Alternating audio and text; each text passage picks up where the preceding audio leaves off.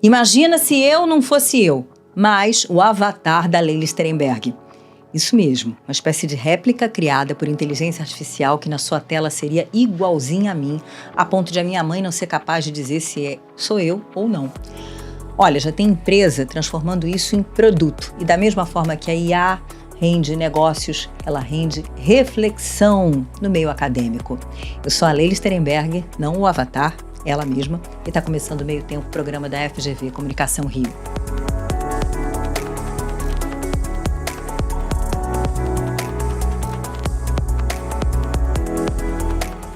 Eu recebo hoje o Tocha Alves, que é sócio da Pinball Content, que cria avatares feitos com inteligência artificial, e a Renata Tomás, que é professora, pesquisadora, coordenadora da graduação da FGV Comunicação Rio. Bem-vindos. Tem certeza que não é seu avatar que está aqui hoje, né? Sou eu mesmo. Tá bom. E a gente começa sempre o nosso papo com uma pergunta meio light, que é assim para quebrar o gelo. Tocha, se você pudesse usar o seu avatar para fazer alguma coisa do dia a dia, sei lá, reunião de condomínio, fila de banco, que a gente nem vai mais, né? Mas o que seria? Eu acho que seria responder e-mail. Não precisa estar presente, mas, cara, o tempo que se perde respondendo e-mail é um absurdo. E se fosse para usar o vídeo, usar o visual do avatar, que é o que importa, com certeza seriam reuniões online. E você, Renata? Eu acho que eu queria uma tecnologia dessa para poder atender aquelas ligações não identificadas. Aí ficaria o robô de um lado e você do outro, o seu robô do outro, mais ou menos isso. Respondendo e atendendo. Comumente alguém vendendo alguma coisa, algum serviço, né? Seria ótimo ter alguém para atender para mim. Isso é bom, aí empata o jogo. Né? Nossa, essa ideia é sensacional. Vende um aplicativo para atender ligação de telemarketing. Maravilhoso! Maravilhoso. Olha só, pessoal, antes da gente entrar no papo para valer, vamos ver um vídeo em que o Tocha, digamos assim, vende o peixe da Pinball Content. Oi, vim aqui hoje mostrar um novo jeito de fazer vídeos para os seus canais nas redes sociais sem precisar gravar sempre. É o avatar real. A Pinball Content produz avatares reais para influencers. A ideia é criar avatares a partir de pessoas reais. Eu sou uma pessoa real e ali está meu avatar. Sabemos que gravar vídeos pode ser demorado e chato, além de ocupar um tempo precioso na agenda de seus diretores. Olha que coisa engraçada. Quem que é mais real, eu ou ele? Funciona assim. Começa com a gente gravando a pessoa nos mesmos cenários que ela usa nas redes sociais. Uma vez feito isso, geramos o avatar e fazemos o fine tuning de movimentos e voz. Depois é só o influencer de verdade, e não o avatar, nos mandar o texto do que o avatar real deve falar ou enviar um áudio e fazemos o avatar interpretar o texto. Tem canal que é só a pessoa em frente da câmera dando o seu texto, e tem canais que produzem vídeos mais elaborados, com vinhetas, músicas, imagens de cobertura, motion design. A gente aqui na Pinball Content pode fazer tudo. Tocha, de onde é que surgiu a ideia dos avatares reais? Cara, a ideia não é minha, né? Na verdade, a Pinball, ela começou com um pouco na pandemia, um pouco logo após a pandemia, e a gente fazia vídeo para educação. Era mais ou menos esse o escopo e o foco da empresa. E, assim, aquela luta diária por orçamento, por fechar, por fazer uma coisa que fosse diferente, como que a gente chama a atenção do aluno num certo momento, como que a gente usa a rede social com alguma cerejinha do bolo para o aluno ter uma outra interação de um outro jeito. E era isso que a gente fazia. A gente fazia microconteúdos, microaprendizado via WhatsApp, tela vertical, com um professor, com animação, com o que fosse para vamos dizer, um conteúdo. Quando apareceram os primeiros avatares, eles eram phototalking, na verdade. Era uma foto que falava, tinha vários jeitos, várias empresas fazendo, e eu me interessei demais por aquilo. Falei, o tempo de gravar, o tempo de ir para o estúdio, o tempo de ter a pessoa, quanto tempo está envolvido numa gravação como essa? De preparação, de produção, de pós-produção. Então eu falei, tem um jeito da gente fazer a mesma coisa que a gente está fazendo e usando a inteligência artificial a nosso favor, não tentando enganar, falando que, olha, isso aqui é um professor. Não, isso não é um professor. Isso é um avatar passando por professor. E isso é divertido, isso é legal, isso chama atenção, isso educa. Era essa a ideia. Os avatares foram evoluindo e eu fui acompanhando essa evolução. Era um Phototalk, virou uma coisa um pouco melhor, aí começou a mexer a mão, aí apareceram várias marcas, antes tinha só a Synthesia, de repente apareceu Colotion, apareceu Last Hour, apareceu... Nem sei falar o tanto de empresa que tem fazendo a mesma coisa. E eu fui acompanhando, até que apareceu uma coisa que me chamou muito a atenção, que é o que a gente acabou de ver nesse vídeo, o que eu chamo de avatar real. Inclusive, essa é uma marca registrada da Pinball. A gente registrou esse nome aqui no Brasil. E foi revolucionário, assim, porque, de fato, é muito difícil de diferenciar o real do virtual, do avatar. E isso conquistou, e aí, quando isso apareceu, educação, obviamente, era o carro-chefe da nossa empresa, que estava na frente, mas logo, muito rápido, o mercado de comunicação sacou. E começamos a ter um monte de trabalho fora do mercado de educação, e hoje a educação é o que a gente menos faz, basicamente. É muito interessante, né, Renata? Renata que acabou de ministrar no mestrado, no qual eu sou aluna, fiz a aula da Renata. Você deu a disciplina Ética, Dados e Inteligência Artificial. E é impressionante a quantidade de perguntas que essa evolução da inteligência artificial vai nos levando a fazer, não? Sim, isso aí, inclusive, é a proposta, né, de uma reflexão ética, né, justamente colocar em questão, em questionamento, em crise, uma determinada prática, né. E toda vez que a gente cria uma tecnologia, a gente cria ou um modo de fazer uma coisa que a gente já fazia, um novo modo de fazer uma coisa que a gente já fazia, ou a gente passa a fazer uma coisa que a gente não conseguia fazer e aquela tecnologia permite que a gente faça. E aí a questão é que esse novo modo de fazer, ou essa coisa nova que a gente não costumava fazer, muitas vezes toca em crenças, em costumes, em ideias já sedimentadas, em morais que a gente tem.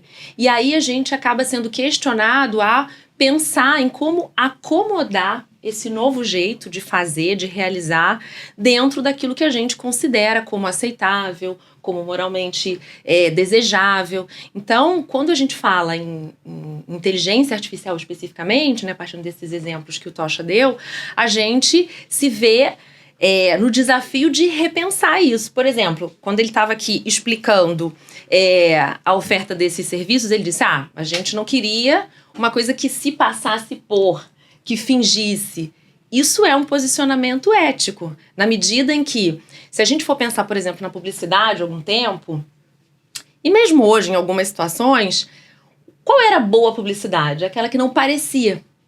Que você dizia e falava assim, nem parece publicidade, né? Mas hoje, quando a gente olha alguém que foi patrocinado, por exemplo, nas redes sociais, e não diz, a gente não gosta. A gente fica meio bravo, né? A gente se sente meio enganado. Por quê? Porque a gente, conforme vai absorvendo essas práticas, absorvendo essas novas dinâmicas, a gente vai repensando o modo como a gente fazia. Então, quando você diz, não, a gente vai assumir, né? Nos próprios vídeos de vocês, eu estava olhando, tem sempre lá uma marca d'água. Isso é boas práticas. Exatamente. Então, pensar práticas é pensar eticamente. Então, a gente, quando tem uma nova tecnologia, um novo mecanismo, esse é um exercício que a gente precisa ter. Como indivíduo, como ser humano, mas principalmente como profissional. Já que você mencionou publicidade, vamos ver rapidinho uma publicidade, ou pelo menos uma proposta de publicidade feita pelo Tocha. Oi, eu sou a Dani. Esse aí é meu namorado, o Tocha. Eu, ele e uns amigos lançamos esta cerveja, a Torch Beer. Organizamos este churrasco para gravar estas cenas para uma publi da nossa cerveja. Pensando bem, acho que a gente deveria chamá-la de cerveja do Tocha. Bom, acho que agora é tarde, talvez quando alguém comprar a marca eles mudam o nome. Mas aí a cerveja não vai mais ser do Tocha. Torch Beer, experimente! Vamos falar só mais um pouquinho desse mestrado. É a primeira turma do mestrado profissional em comunicação digital, cultura de dados. Eu queria saber se é um desafio para vocês, professores, estar no mestrado profissional, porque para a gente que é profissional e que volta a refletir sobre a prática, sobre o fazer, né, depois de muitos anos de experiência no mercado de trabalho, é muito interessante. Como é que é para vocês? É um desafio bom, tá? É um desafio muito bacana.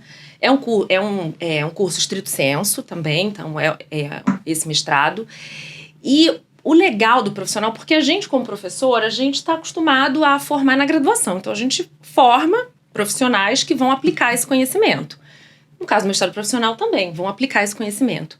Eu acho que, assim, o bacana disso, né, e o rico, é que a gente também parte do conhecimento profissional para produzir esse conhecimento acadêmico e científico. Quer dizer, a gente valoriza essa experiência profissional, a gente traz para dentro da sala de aula essas experiências, essas questões, esses aspectos e transforma isso num conhecimento que transborda, né, que tem um volume muito maior, um conhecimento mais robusto para esse profissional que trouxe esse conhecimento, que submeteu esse conhecimento, colocou em interlocução com a academia, voltar para o mercado de uma maneira mais robustecida. Então, é um desafio muito bacana, é muito bom.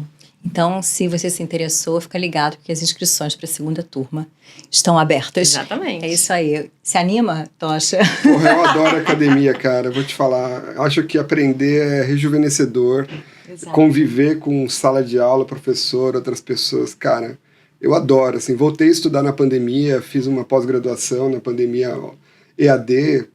Eu adoro a academia, acho muito legal. Você e teus sócios têm momentos de papo-cabeça, assim, para refletir sobre o que vocês fazem e as possibilidades que a tecnologia traz? Com certeza, assim. Os papos-cabeças, eles são a melhor parte do nosso trabalho, eu diria, assim. E são raros, né? Porque o dia a dia consome, né? Mas, assim, trabalhar o conceito, trabalhar a estratégia da empresa é sempre em cima de um papo-cabeça, assim. A gente está sempre pensando em como usar uma coisa nova que apareceu, como que a gente vai encaixar esse detalhe novo dessa ferramenta dentro do nosso pipeline de produção, o que muda, vai melhorar, vai piorar, é um feature a mais, e o que isso traz?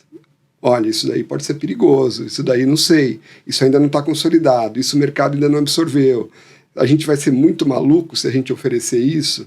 Não sei. E isso que a Renata falou agora, a questão das boas práticas, assim, a gente... por princípio, apesar de muitos clientes não quererem, a gente acha que sempre tem que ser dito que é inteligência artificial. Eu tenho para mim que eu não sou uma empresa que engana os outros. Se você for pensar, uma produtora de vídeo, e o cinema, e o vídeo, e a televisão, eles basicamente enganam todo mundo o tempo inteiro. Porque pouca coisa que você vê lá é de fato aquilo que não foi manipulado, ou que teve edição. Então, eu acho que esse assunto do que é verdade ou não dentro do cinema ou dentro do vídeo, com a pós-produção, com 3D, já é um pouco antigo. Não é uma novidade, não é uma discussão recente. O que é recente é a velocidade. O deepfake não é novo. Deepfake, é antigo, mas a discussão sobre pode ou não pode usar, onde o deepfake é aceito, onde ele não é aceito. Para que serve se é um negócio que é tão mal aceito? Ou para que serve se é tão prejudicial para a sociedade? Com certeza, todas essas ferramentas, elas são só ferramentas. O que muda é o uso que você faz delas. Então, essa questão, assim, eu vejo sempre isso, assim, você não pode diferenciar um Midjourney ou um Eleven Labs de criação de voz de um martelo. Assim, se eu pegar o martelo e dar em alguém, é uma arma. Se eu clonar a voz de alguém e mandar ela falar alguma coisa que ela não queria ter falado, é uma arma. Então, assim, a questão é o que fazer com as ferramentas. E aí que está o papo filosófico que a gente acaba sempre tendo. Assim, eu tenho sócios mais conservadores, sócios menos conservadores, e tenho sócios, vamos chamar assim, mais malucos. E esses sócios mais malucos, assim, vamos ver o que dá e depois a gente decide o que deu. Putz, isso é um pouco sério quando você está falando de empresa que tem investidor. Quando eu era só um cara sozinho num escritório, num home office, com o meu computador e fazendo o que me dava vontade, era uma coisa. Agora, putz, eu tô pondo muita coisa em jogo, sabe? Então, o que você falou, assim, acho que a gente tem que saber pensar antes de fazer para não se arrepender depois. E, obviamente, a gente empurra os limites. Estamos sempre na fronteira, né? A Pinball, eu vejo a Pinball e vejo a inteligência artificial como na fronteira da sociedade em relação à ética em vários níveis. E tem o que a gente mostra e tem o que a gente não mostra. Quando eu estou numa reunião, eu posso muito bem mostrar coisas que eu não colocaria no ar. Sim. E isso mostra onde a tecnologia está e onde a gente está em relação àquela tecnologia. Agora o cliente olha e fala, putz, isso aí, não sei, isso aí vai me dar problema. Não, isso daí eu quero, mesmo que me dê problema. Então, assim, a gente está o tempo inteiro nesse fio da navalha, sabe? Assim, oferecemos isso, se alguém quiser, o que a gente faz? É muito interessante. Entrou autoridade, você viu? Uma discussão Total, que a gente de autoridade. fez muito, né? Sobre esse outro, né? Que não está ali presentificado concretamente, mas que está no nosso imaginário. Quer dizer, isso também é uma reflexão ética. Quando eu imagino aquele terceiro, aquele efeito, né? De que maneira que isso vai chegar, de que maneira que esse outro vai receber. Então, é uma reflexão ética com certeza também. E essa história do deepfake me lembra um caso que a gente trabalhou em sala de um Rembrandt, um novo Rembrandt, que não era do Rembrandt. Foi, na verdade, uma ativação de marca de um banco holandês, a ideia de uma agência de publicidade. E a IA fez um autorretrato do Rembrandt que você, à primeira vista, jura que é dele. E a primeira discussão que surgiu foi, isso é arte. Mas é o estado da arte da tecnologia, talvez. Não era... A discussão, obviamente, não era para ser... Não era essa a discussão, se é arte ou não, até porque o banco, né, não disse isso, não afirmou isso, mas super curioso e muito sintomático que a pergunta que tenha sobressaído na discussão tenha sido essa. Eu acho que isso não é arte, isso não é arte. Não sei, estou pensando. Por quê? Porque a arte é justamente, sobretudo ao longo da modernidade, né, essa expressão genuinamente humana, né? É esse lugar em que a gente toma essa condição de ser humano, de criador, de essência, de singularidade, né? É da arte que vem a ideia de gênio, né? De alguém, desse indivíduo, desse sujeito que é capaz de criar algo completamente singular, completamente autoral, completamente irreprodutível. Inigualável. E quando você toma as habilidades, o traço de um gênio, que seria o Rembrandt, e você tenta reproduzir isso a partir de uma tecnologia, de alguma forma causa uma ranhura nessa compreensão, né? Nesse nosso imaginário completamente antropocêntrico, né? De um indivíduo, de um sujeito que é genial, que é singular, que não pode ser reproduzido. Então, acho que essa discussão, isso é arte, não é arte, toca muito mais nessa nossa compreensão dessa singularidade humana que certamente está em xeque nesse momento com a IA. Né? Essa é uma das principais discussões que a gente tem feito quando fala de inteligência artificial, que é justamente de pensar os limites, né, as fronteiras entre o que só nós, como humanos, podemos fazer e o que nós podemos ensinar uma máquina a fazer. Te impressiona a rapidez da evolução da IA? Sem dúvida. Não só me impressiona, como me atazana. Porque tem aquela expressão, né, FOMO, Fear of Missing Out. Uhum. Isso aí na IA é vezes 100. Assim, eu tenho um e-mail específico, único, para assinar newsletters de IA. Se eu fosse me basear só nessas newsletters para me manter bem informado e atualizado sobre o negócio, eu gastaria no mínimo 1 hora ou 2 do meu dia olhando esse e-mail. Obviamente eu exagerei, assinei muitas, mas eu criei só para isso. Então é um e-mail que se eu olho lá ele tem 1000 mensagens não lidas, eu não fico preocupado de estar deixando alguém na mão, mas eu fico preocupado de falar, cara, tô perdendo informação. E assim, no começo, eu não achei que fosse chegar nisso. A coisa começou a andar rápido e muitos players começaram a entrar, e quando muitos players começam a entrar, você começa a ter uma concorrência por divulgação de novidade, muito mais do que da novidade em si. Se você for pensar, o ChatGPT anunciou o Sora, aquela ferramenta de vídeo, faz quase 6 meses. Onde está esse negócio? Quanta coisa o ChatGPT anuncia e não coloca no ar de verdade, só para criar o FOMO nos outros, assim. Então, assim, eu fico pensando que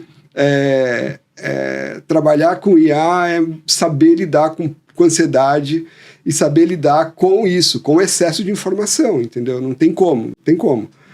E a velocidade está embutida nessa história toda, porque essa luta por estar na mídia, por estar vamos dizer assim, a notícia principal de uma newsletter importante naquele dia, lançou o ChatGPT O1. Cara, peraí, esse negócio lançou mesmo? É importante? Por que é importante? Está funcionando?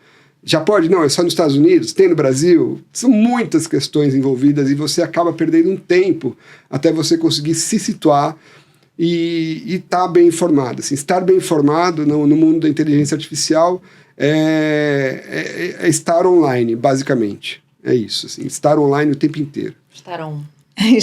E a turma da academia correndo atrás de fazer as novas perguntas. Por exemplo, no ChatGPT, quando você fala com o chatbot, aquilo é um meio, aquilo é uma mensagem, aquilo é um emissor. O que é aquilo se a gente pensa em teoria da comunicação?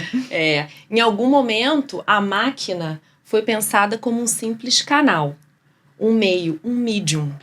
Um meio pelo qual eu emito uma mensagem, uma informação.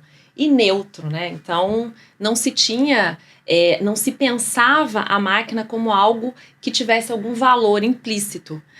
Mas, com o desenvolvimento das teorias, a gente entende a máquina hoje, a tecnologia, o dispositivo, como um outro, como um interagente, como um ator não humano ou extra-humano. Porque a máquina, ela de fato impacta o nosso comportamento, A presença daquela tecnologia, do que ela é capaz de fazer, ela cria um ambiente, ela cria expectativa, ela cria possibilidade, ela é favorável a determinados comportamentos. Então, isso afeta o meu modo de agir e o meu modo, consequentemente, de me comunicar e de emitir as mensagens. Então, hoje, eles são interagentes, São atores. A gente saiu de uma perspectiva neutra de tecnologia para o que a gente chama de uma perspectiva sociotécnica. E se a gente for pensar como os grandes modelos de linguagem são feitos e que critérios estão ali, que vieses a gente encontra ali, aí então que a gente começa a puxar um novelo que não acaba mais. Exatamente, que ali não tem neutralidade, mas que essas tecnologias e essas máquinas estão carregando uma série de expectativas e atendendo também uma série de demandas de quem as criou e de quem as operacionaliza, E aí, tá curtindo o Papo Cabeça aqui? Amo o Papo Cabeça. Olha só, me conta uma coisa, falando de business agora. Você disse que a educação acaba que não é a maior demanda de vocês hoje, é a menor. Qual é a maior? Comunicação corporativa. A comunicação corporativa está sendo revolucionada pela inteligência artificial. Assim. Tem muitos processos, tanto de comunicação corporativa, quanto da corporação mesmo, sendo absorvidas pela IA. Eu digo comunicação corporativa porque a gente está falando aqui, sei lá, de avatar, de vídeo, de voz, de clonagem de voz. Todas essas questões são questões que, assim, o mundo corporativo sempre flertou com isso. Você quer ter um podcast? Eu quero ter um podcast da minha empresa, porque isso vai ser bom demais, porque eu vou poder espalhar. Tá, mas você tem tempo de gravar 2 horas por semana? 2 horas por semana? Não dá, 2 horas eu não tenho. Não, mas você não tem nem meia hora por dia? Tenho meia hora por dia, mas todo dia? Não, todo dia não tem. Então, assim, onde eu, assim, do meu ponto de vista, isso é uma questão mais profunda e, vamos dizer, um pouco mais cabeça, que é assim, onde está o X da questão da inteligência artificial? Para mim, assim, o que é a inteligência? Se você fosse reduzir a inteligência artificial a uma única palavra, a algum único conceito que, assim, onde que ela atinge os seres humanos? É o tempo. Em vários sentidos. Todos os sentidos do tempo, eu diria. Porque, assim, se você for pensar, você falou do Rembrandt. O Rembrandt foi um cara que teve uma vida. Ele nasceu num certo momento, de alguns séculos atrás, viveu X anos, impactou o mundo com a obra dele, que ele demorou uma vida para construir. Quando você pega a inteligência artificial e fala, cria um quadro do Rembrandt para mim, você está usando o conhecimento de uma vida. Em segundos. Isso é tempo.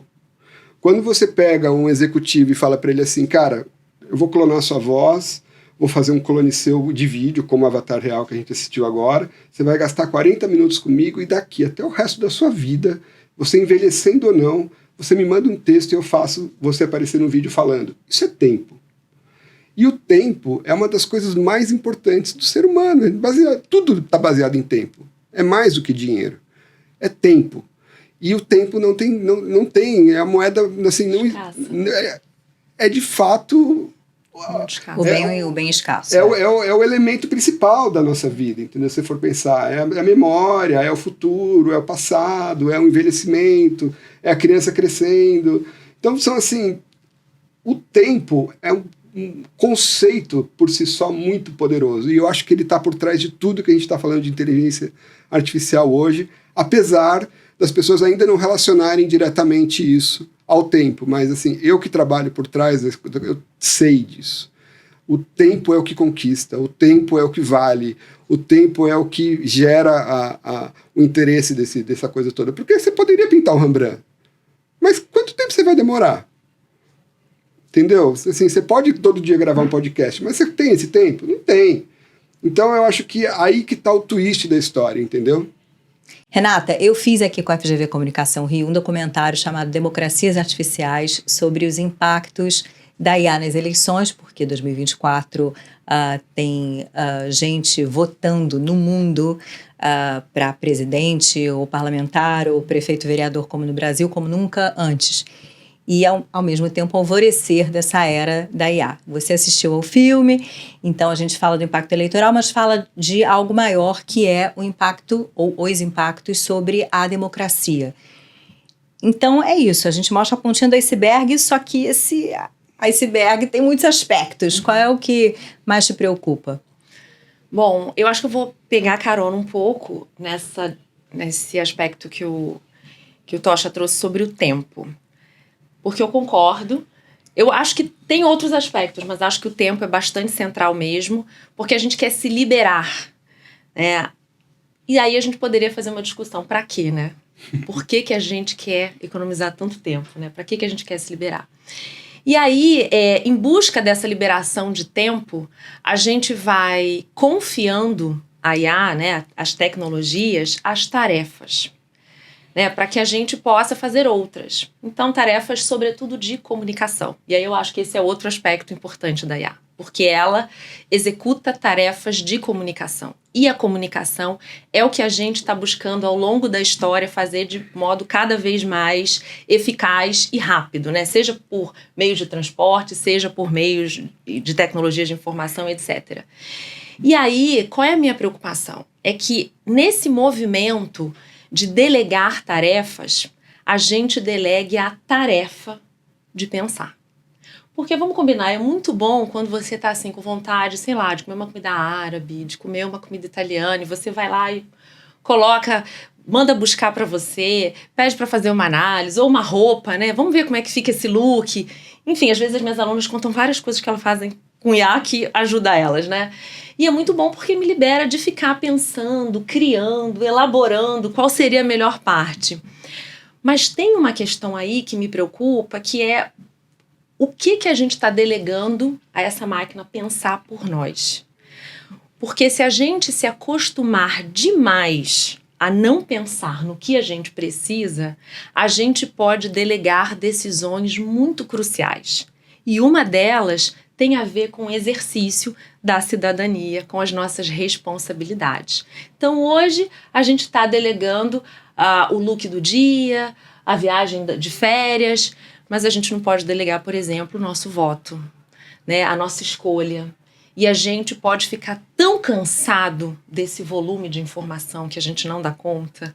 A gente pode ficar tão animado de transferir para essas máquinas a curadoria e a escolha e a decisão, que a gente se desacostume a pensar, a produzir pensamento e, consequentemente, tomadas de decisão em assuntos extremamente importantes. Então, nesse sentido, acho que o documentário chama atenção sobre vários aspectos, mas esse eu diria que é um que me preocupa, que é o da gente estar tão cansado, com tanta informação, que a gente comece a delegar para esses ambientes, né, para esses processos, a nossa própria decisão. E eventualmente ser manipulado também sem perceber, né? Porque o simples fato de haver IA no mecanismo de recomendação de conteúdo das redes sociais, e aí de repente você começa a receber, seja uma mensagem com determinado viés que te leva acabar tomando uma decisão eleitoral X ou Y. É confortável mas isso... ler aquilo, é confortável assistir esse programa, é confortável ficar só naquele lugar, só naquele ambiente, só naquela cerca, só naquela bolha, é confortável. E esse conforto é que pode acostumar a gente a não pensar. Por quê? Pensar dói. Né? Não é fácil, né? Se confrontar com opiniões, decisões diferentes das nossas, não é fácil mesmo, né? E esse conforto, eu acho que é um conforto, às vezes, perigoso. Tchananã, aguardem as cenas dos próximos capítulos. Olha só, para a nossa conversa terminar aqui mais levinha, assim como ela começou, é a hora da gente botar a inteligência artificial no nosso papo. Eu perguntei ao Gemini o seguinte: que usos profissionais você vê para avatares gerados por inteligência artificial no futuro? Então a gente começou falando de avatar e voltou para eles. E aí é interessante que ele lista um monte de coisa aqui. Atendimento ao cliente, a gente já falou disso, chatbot mais humanizado, atendimento 24/7, múltiplos idiomas. Aí tem marketing e vendas, personalização de anúncios, demonstração de produtos, influenciadores virtuais, olha aí. É a tua ideia. Aí treinamento e desenvolvimento, simulações realistas, mentoria virtual, entretenimento, personagens de jogos, apresentadores virtuais, tá vendo? Comecei dizendo que eu podia ser um avatar, tá sugerindo aqui. Saúde, terapia virtual, assistentes virtuais para pacientes. E aí ele me pergunta no final: quais desses usos você considera mais promissores? O que mais me chamou a atenção foi a pergunta do Gemini para mim ao fim da resposta dele. O que você acha, Tocha? Eu tenho muito medo da terapia com chatbot. Com certeza. Isso daí, de tudo, assim, eu não sei não consegui nem pensar nessa pergunta que ele fez. Eu só fiquei pensando, cara, eu já vi vídeos de pessoas que fazem terapia usando o ChatGPT com essa nova feature de voz e é assustador. É assustador demais, assim, é assustador porque a pessoa acredita. Quem tem essa ideia de falar, vou usar o ChatGPT como terapeuta, tem certeza que tá fazendo um puta negócio, assim, e a gente sabe que não tá. Assim, eu não vou... Assim, eu sou defensor da tecnologia, eu sou defensor... Mas, assim, de verdade, gente, assim... Tem limites. Tem limite, cara. Assim, lidar com o cérebro humano é uma coisa de outro cérebro humano. Desculpa, assim, não tem uma máquina que vai me convencer de que por mais que ela entenda tudo de Freud, de Jung, de tudo, eu vou confiar. Assim, eu acho que tem tantos layers de problemas nisso, mas tantos, assim, sociais, econômicos, éticos, morais, um negócio que não deveria existir. Quem teve essa ideia? Então, eu acho que, assim, esse é o problema, né? Assim, como eu disse antes, a ferramenta é só uma ferramenta. O que você faz com ela é complexo, né? E quando você deixa na mão de pessoas comuns, iludidas, empolgadas e entusiastas, né, tomarem decisões do que é melhor para fazer com aquilo, dá um pouco de medo, né? Todo mundo assistiu Her, a gente sabe, assim, o quanto aquele cara se apaixonou por aquela voz, né? Isso foi inclusive um gatilho recente na discussão entre a voz do ChatGPT e a Scarlett Johansson e tudo isso. Mas assim, eu temo por isso. Eu temo por esses jogos que a IA pode fazer com a mente humana. Renata. Bom, a pergunta era o mais promissor, né? Foi o que ele perguntou. Foi ele, né? E eu tô achando super interessante porque cada vez mais agora esses aplicativos, eles estão justamente fazendo pergunta, né? Então, eles estão numa outra fase, né? Não só dando resposta, mas eles estão fazendo bastante pergunta para poder alimentar, obviamente, seus bancos. Mas eu acho que um uso muito promissor desse tipo de tecnologia são as simulações nas áreas de saúde, nas áreas técnicas, né? Eu acho que são boas oportunidades que a gente tem de treinar uma série de práticas, de habilidades, de conhecimento, e isso pode ajudar muito, não só na área da educação, mas sobretudo na área profissional, ganhando tempo, mas também dando segurança, né? Porque a gente tendo a possibilidade de, enfim, simular alguma situação com essa cerca, né? Com essa segurança, eu acho que é bacana. Pessoal, muito obrigada. Olha, esse assunto rende tanto. A gente podia ficar aqui 2 horas falando em tempo, né? Já acabou. Pois é, vamos precisar de mais tempo, gente. Não tem jeito. Mas não vai ser com avatar, não. Vai ser com pessoas de carne e osso. Valeu, Tocha, de verdade. Obrigado. Obrigada, Renata. Prazer, Leila. E obrigada a vocês. Se você está vendo a gente aqui pelo YouTube, saiba que você também pode ouvir a gente pelo Spotify e vice-versa. E se você não assina o canal, não se inscreveu até agora, se inscreve. Você fica sabendo sempre que houver um novo episódio. Até o próximo Meio Tempo.